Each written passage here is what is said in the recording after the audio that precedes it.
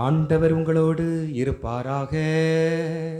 உம் ஆன்மாவோடும் இருப்பாராக. மத்தேயு எழுதிய தூய நற்செய்தியிலிருந்து வாசகம்.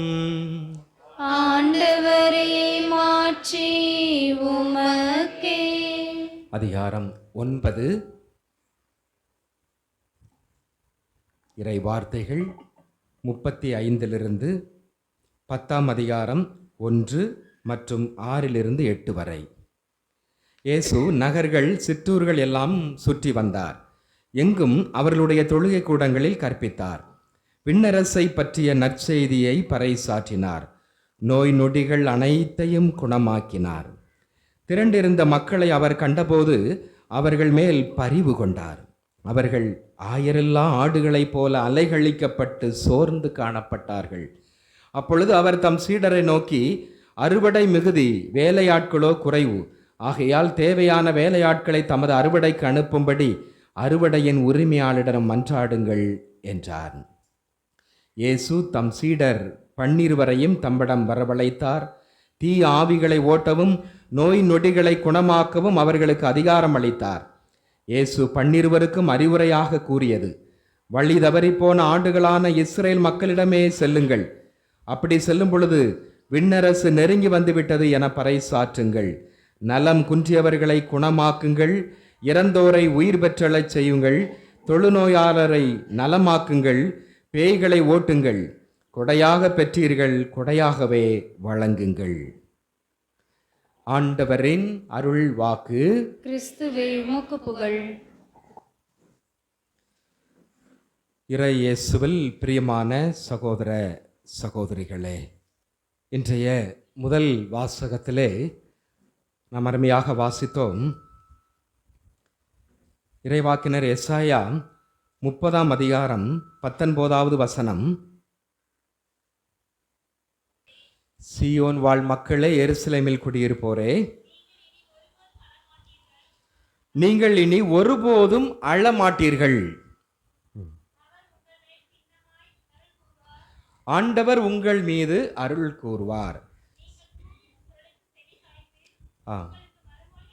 நீங்கள் கூப்பிடும் குரலுக்கு செவிசாய்த்து உங்களுக்கு மறுமொழி அளிப்பார். சரி, ஏன் இஸ்ரேல் மக்கள் அழுது கொண்டிருந்தாங்க?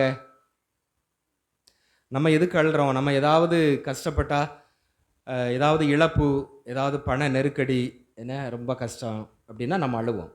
அதே போல் இஸ்ரேல் மக்கள் தங்களுடைய சொந்த வீடு, சொந்த நாடு, சொந்த ஆலயம், இதை அவர்கள் இழந்து பாபிலோனிலே அவர்கள் அடிமைகளாக இருக்கிறார்கள். அப்போ எப்படி இருக்கும்? இலங்கை அகதிகளை பாருங்க, அடிமைகளாக அவங்க சொந்த நாட்டை விட்டு இங்கே இருக்கிறாங்க. இன்னும் இஸ்ரேல் ஹமாஸ் போர் நடக்கிறது. அவர்கள் மற்ற இடங்களுக்கு நாடு கடத்தப்படுகிறார்கள், மற்ற இடங்களுக்கு அடைக்கலம் போகுகிறார்கள், அகதிகளாக இருக்கிறார்கள். அப்போ எப்படி இருக்கும் அவங்களுடைய நிலை? ரொம்ப கஷ்டமா இருக்கும். சொந்த இடம், சொந்த நாடு, சாப்பாடு இருக்காது, தண்ணி இருக்காது, அவங்கள வழி நடத்திருக்கிறது ஆட்கள் இருக்காது. அதைத்தான் இந்த நற்செய்தியில் நம்ம வாசித்தோம். வழி தவறி போன ஆடுகளான இஸ்ரேல் மக்களிடமே செல்லுங்கள் அப்படின்னு சொல்லி சீடர்களுக்கு அறிவுரை கூறுறார்.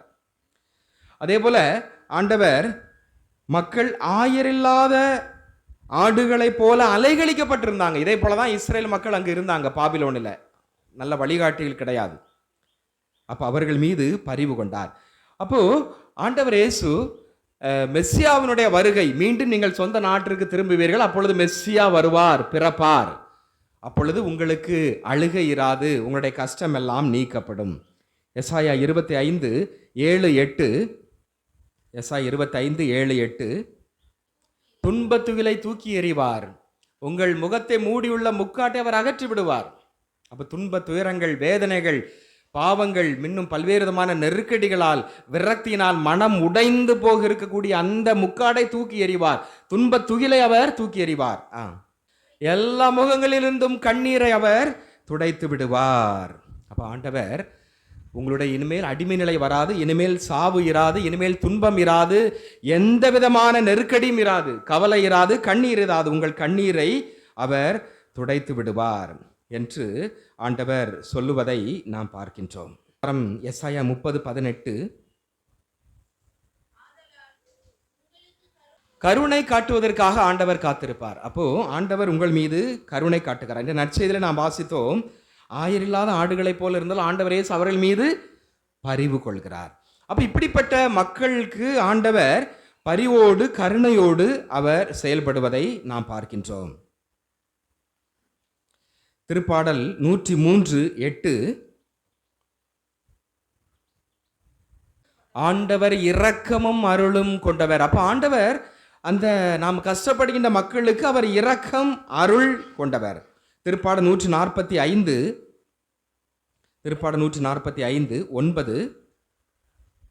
ஆண்டவர் எல்லோருக்கும் நன்மை செய்பவர்,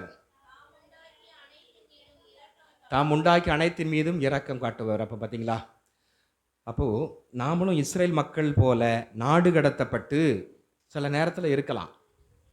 நாடு கடத்தல் உண்மையான நாடு கடத்தல் இல்லை. நம்ம குடும்ப பாரம், கணவன் மனைவிகளுக்கிடையே நல்ல புரிதல்கள் இல்லாமல், பேச்சுவார்த்தை இல்லாமல் இருக்கிறது. உடன் பிறந்தவர்களுக்கிடையே சண்டை, வழக்குகள், நீதிமன்றத்திலே வழக்குகள், இன்னும் நமக்கு கூட இருந்த நமது நண்பர்கள், உறவினர்கள் நமக்கு எதிராக நம்மை கொலை செய்ய சதித்திட்டம் தீட்டுவது, இப்படிலாம் இருக்கும். அப்படிதானே? அதே போல நிறைய பொருட்களை இழந்திருக்கின்ற நிலை, நிறைய பணங்களை இழந்திருக்கலாம், தொழிலிலே பின்னடைவு. இப்படிப்பட்ட இந்த நேரத்தில் ஆண்டவர் நமது கண்ணீரை, நமது துன்ப துகிலை, அந்த முக்காடை என்ன பண்ணிடுவாரு? தூக்கிடுவார். அதே போல குழந்தை இல்லாமல், குழந்தை செல்வம் இல்லாமல் எத்தனை பேர் நாம இருக்கிறோம்? திருமண வரன் இல்லாமல் எத்தனை பேர் இருக்கிறோம்? வேலை வாய்ப்பு இல்லாமல் எத்தனை பேர் இருக்கிறோம்? உடுக்கிறதுக்கு ட்ரெஸ் இல்லாம எத்தனை பேர் இருக்கிறோம்? பசியோடு இருக்கிறவங்க எத்தனை பேர் இருக்கிறாங்க? அப்ப இந்த அவல நிலை, இது எல்லாம் மாறும். மெஸ்ஸியாவினுடைய பிறப்பிலே இது எல்லாம் மாறும். ஆண்டவர் நம்ம மீது கருணையோடு நோக்குகிறார், நம்ம கண்ணீரை எல்லாம் துடைக்கிறார், துன்ப துகிலை அவர் தூக்கி எறிந்து விடுகிறார். ஏனெனில் ஆண்டவர் கருணையும் இரக்கமும் அருளும் உள்ளவர், அருளும் உள்ள ஆண்டவர். சரி, திருப்பாடல் 145:14,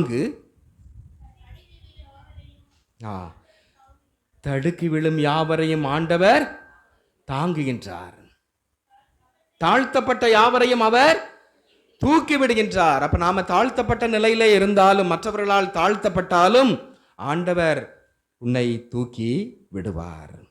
58:11,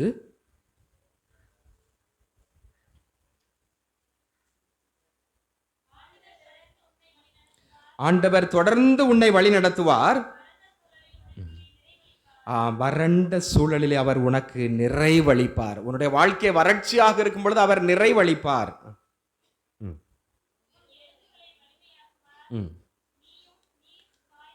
எலும்புகளை எல்லாம் வலிமையாக்குவார் ஆண்டவர்.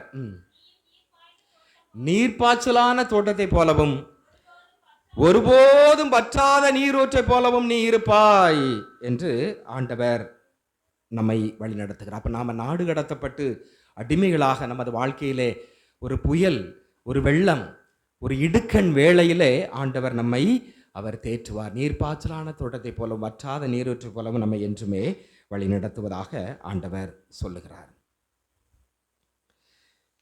இதே போல தொடர்ந்து நாம வாசிக்கும் பொழுது 21வது வசனம்,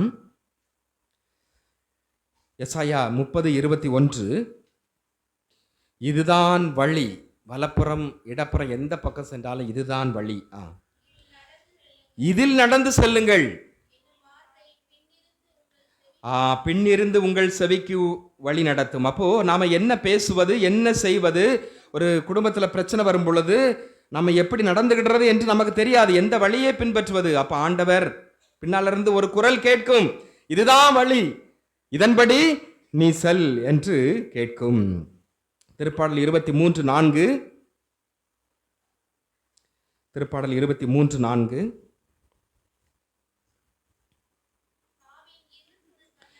சாவின் இருள் சூழ் பள்ளத்தாக்கில் நான் நடக்க நேர்ந்தாலும் நீர் என்னோடு இருப்பதால் எத்தீங்கிற்கும் அஞ்சிடேன், உம் கோலும் நெடுங்கழியும் என்னை தேற்றும். அப்ப நம்ம எங்க என்ன செய்வது, எப்படி செய்வது, குழப்பம். தற்கொலை செய்து கொள்ளலாமா? அடிக்கு மேல் அடி, இழப்புக்கு மேல் இழப்பு. அப்ப எந்த வழியை பின்பற்றுவது? குழப்பம். அந்த குழப்பத்தில் ஆண்டவர் உமது கோலும் நெடுங்கலியும் என்னை வழி நடத்தும். ஆண்டவருடைய ஒரு குரல் பின்னால இருந்து வெளிச்சுக்கிட்டு இருக்கும், இதான் வழி, இந்த பாதையில நீ போ என்று ஆண்டவர் நம்மை ஒரு சீரிய நேரிய பாதையிலே வழி நடத்துவார். யோவான் 14:6, யோவான் 14:6, வழியும் உண்மையும் வாழ்வும் நானே. அப்ப நான் தான் வழி, என்னை பின்பற்றுபவன் எப்பொழுதுமே நலமாக இருப்பான். ஆண்டவர் தருகின்ற அந்த பாதை. அப்ப நாம குழப்பமுற்று இருக்கும் பொழுது, குழம்பி தவிக்கும் பொழுது ஆண்டவர் ஒரு பாதையாக இருக்கிறார். நாம கண்ணீர் விட்டு கலக்கத்திலே கவலை கண்ணீரோடு இருக்கும் பொழுது ஆண்டவர் கண்ணீரை துடைப்பவராக, ஒரு நல் வாழ்வுக்கு அந்த துன்பத்தை எடுத்து மகிழ்ச்சியை தரக்கூடியவராக ஆண்டவர் இருக்கிறார். கானா ஒரு திருமண நிகழ்விலே ஒரு குறை ஏற்பட்டது, ஒரு சங்கடம் ஏற்பட்டது. அன்னை மரியாள் அந்த சங்கடத்தை தீர்த்து வைக்கிறாள். யோவான் நற்செய்தி 2ஆம் அதிகாரம் 5வது வசனம், திராட்சை ரசம் தீர்ந்து விட்டது. யோவான் 2:5, இயேசுவின் தாய் அன்னை மரியாள் பணியாளரிடம், அவர் உங்களுக்கு சொல்வதையெல்லாம் நீங்கள் செய்யுங்கள். பாருங்க, அன்னை மரியாளும் இதற்கு சளைத்தவர் அல்ல. எங்கு குறை இருக்கிறதோ, எங்கு கஷ்டம் இருக்கிறதோ, எங்கு வேதனை இருக்கிறதோ, எங்கு நெருக்கடி இருக்கிறதோ, எங்கு தடுமாற்றம் இருக்கிறதோ, அங்கு அன்னை மரியாள் தன் மகனிடம் பரிந்து பேசுகிறார். அவர் உங்களுக்கு சொல்வதையெல்லாம் செய்யுங்கள். அப்போ தனது மகன் இயேசுவிடம் பரிந்து பேசக்கூடியவராக இருக்கிறார் நமது தாய் அன்னை மரியாள். எனவே நமக்கு நமது வாழ்விலே கவலை, கண்ணீர், கஷ்டங்கள், நோய் நொடிகள், தீராத நோய் நொடிகளால் நாம் வாடி வதங்கலாம். இந்த தாய், மணலூர் தாய், இந்த மணலூர் அன்னை மரியாளிடம் நீங்கள் சொல்லுங்கள்.